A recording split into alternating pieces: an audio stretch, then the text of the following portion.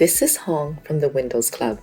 If you wish to enable or disable the Remember My Apps option on your Windows system, then either read through this article on the website or simply watch this video. I will guide you through the procedure. Right-click on the Start button and select Settings. In the Settings window, go to the Accounts tab on the list on the left-hand side. In the right pane, select Windows Backup. In this window, you will find the switch for Remember My Apps. You can turn the switch on to enable the option and off to disable the option. Isn't this easy and interesting? If you have any doubts, please go to the original article on the Windows Club and write your query. We will surely answer it.